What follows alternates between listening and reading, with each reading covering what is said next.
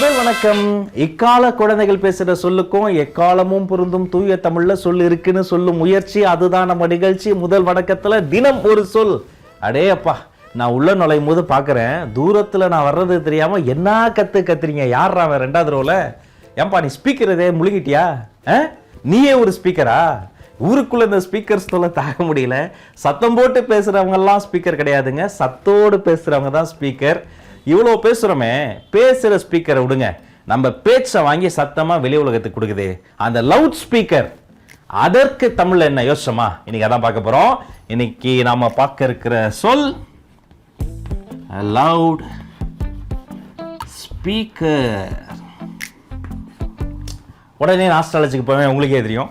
அந்த காலத்தில் ஸ்பீக்கர்லாம் பார்த்தீங்கன்னா இந்த மைக் செட்டு குரூப் வந்து குழாய் ஸ்பீக்கர்னு வச்சுருப்பாங்க. அப்படி வந்து ஒரு ஃப்ளவர் மாதிரி இந்த கிராமோஃபோனில் வருமே, அது மாதிரி இந்த குழாய் செட்டுன்னு வச்சு ஒரு மூங்கில் கம்பை நட்டு அதில் குழாய் ஸ்பீக்கரை கட்டி அப்படி போவாங்க. அப்புறம் ஆட்டோக்கு மேலே குழாய் ஸ்பீக்கரை கட்டி அனௌன்ஸ்மெண்ட் போட்டே போவாங்க. வாக்காள பெருமக்களே, உங்கள் பொன்னான வாக்குகளை மறந்து விடாதீர்கள், மறந்தும் இருந்து விடாதீர்கள்னு போவாங்க. அப்புறம் அதை படிப்படியாக குறைஞ்சி இந்த கருப்பு கலரில் ஒரு பெரிய பெட்டி மாதிரி வந்தது, ட்ரங்க் பெட்டி மாதிரி. இன்னைக்கு பார்த்தா அடே அப்பா, ப்ளூடூத் ஸ்பீக்கர்ன்ற பேர்ல அதுல விதவிதமா சோப்பு சிப்பு கண்ணாடி மாதிரி விதவிதமா லைட் எரியுது, தண்ணி கொதிக்குது, அந்த மியூசிக் சத்தத்தை கேட்ட மாதிரி அதுவா உள்ளுக்குள்ள டான்ஸ் ஆடுது. உள்ள வேற என்னென்ன வச்சிருக்காங்கன்னே தெரியல, எல்லாமே இருக்குங்க. அது ஒரு ஸ்பீக்கரா இல்ல அது மல்டி பர்பஸ் டிவியா என்னன்னே தெரியல, பயங்கரமா இருக்கு. இப்படிப்பட்ட இந்த எவல்யூஷன்ல எல்லாமே மாறி இருக்கு. இந்த லவுட் ஸ்பீக்கருக்கு தமிழ்ல சொல்ல இருக்கானா? அதுவும் இருக்குங்க. அதை தான் நீங்க நம்ம வந்து நினைவுபடுத்த போறோம். முதல்ல இது என்ன பண்ணுது?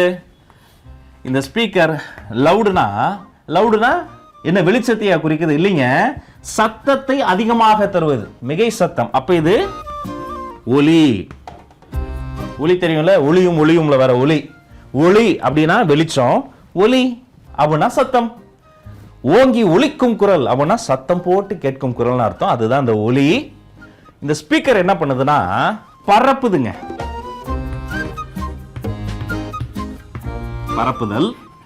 பரப்புவதால ஒலி கூட்டல் பரப்புதல். இத ஒலி பரப்பின்னு சொல்லலாமா?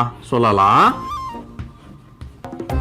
வெறும் பரப்புதல் பண்ணா பரவாயில்லையே, இது கூடுதலா என்ன பண்ணுது? பெருக்கி தருதுங்க.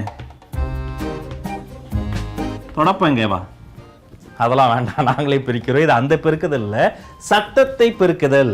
ஹலோ மைக் டெஸ்டிங் 1 2 3 தான் நாங்க சொல்லுவோம். வெளில பிடிக்கும், ஹலோ மைக் டெஸ்டிங் 1 1 2 2 3 3 3 அப்படி கேட்கும். அப்ப பெருக்கி தருவது. அப்ப ஒலியை பெருக்குவதால் இத ஒலி பெருக்கின்னு சொல்லலாமா? கரெக்டுங்க, ஒலி பெருக்கி தான் சரியான சொல்.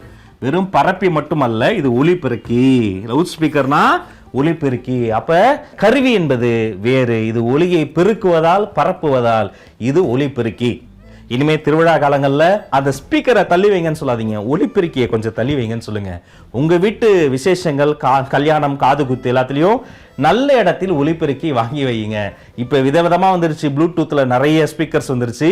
அது ஸ்பீக்கர் அல்ல, ஒலிபெருக்கி விதவிதமா வந்திருக்குன்னு சொல்லி பழகுங்க. நம்ம தமிழ்ல இருக்கக்கூடிய அற்புதமான சொற்களை அடுத்தவர்களுக்கு புரியும்படி சொல்லிக் கொடுங்க. நமக்கு தெரியும்படி பயன்படுத்துங்க. லவுட் ஸ்பீக்கர்னா ஒலிபெருக்கினா லவுட் ஸ்பீக்கர். தினம் ஒரு சொல்லோடு சந்திப்போம், தினந்தோறும் ஒரு தூய தமிழ் சொல்லையாவது சிந்திப்போம். நன்றி, டாடா.